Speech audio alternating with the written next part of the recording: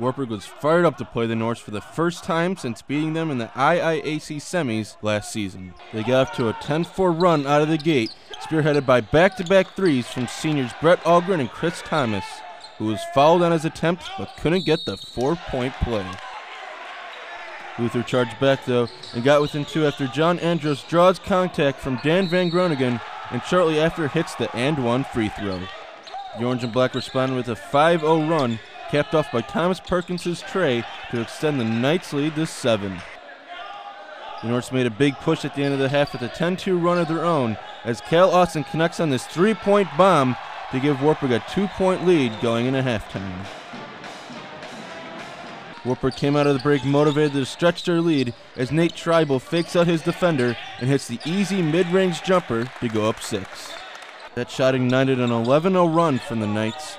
Eddie Deemer finished off the scoring barrage with this nice spin move and score over an outstretched Norse to give the Knights their biggest lead of the night at 55-40.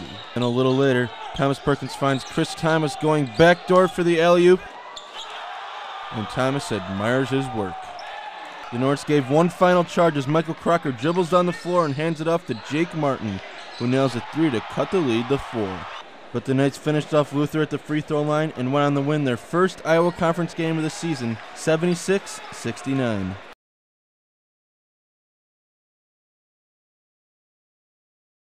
Wartburg takes early control of the game when Bailey Wilson slams this Ramey Seek set to go up 13-8 in the first set. Wilson and Seek team up again with the set and nice floater over the net to win the first set 25-20. The Knights kept on rolling in the second set when Ramey Seek denies the pointer spike to go up 19-14 in the second. Wartburg would go on to win the set 25-21.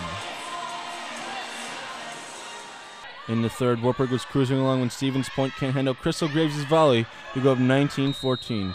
A sweep and revenge seemed like it was all theirs.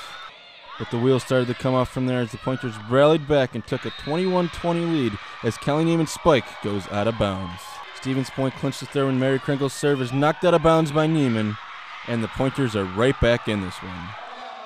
In the fourth, Stevens Point was in charge as Emma Bronkhorst extends her arms and taps the ball right in front of Ramey Seek for the 12-8 lead. The Orange and Black mounted a bit of a comeback later on when the Pointers spiked the ball out of bounds to close the deficit to 21-20.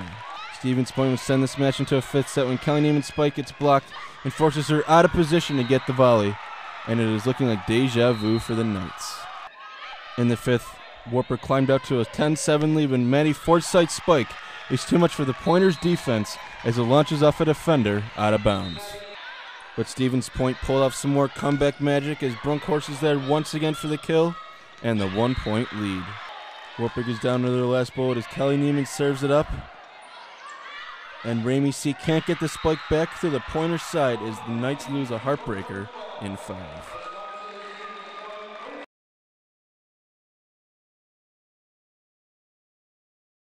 The women's soccer team got behind midway through the first half and they couldn't clear the ball, and Loras found an opportunity as Katie Truesdale puts the Dewhawks up 1-0 going into halftime. Wartburg played more aggressive in the second half as they almost get a chance to score here, but Brittany Fresher's pass goes into the arms of the Loras keeper before they could knock it in. A little later, the Knights will get another chance and Fresh can't handle Lauren Bauer's cross pass, and Wartburg remains scoreless. The Dewhawks sealed the game and Claire Murphy gets behind goalie Sophie Perez for the easy score in the 79th minute to go up 2-0. The Orange and Black pin rally as their season ends in the Iowa Conference semifinals with a 2-0 loss to the 25th ranked Dewhawks.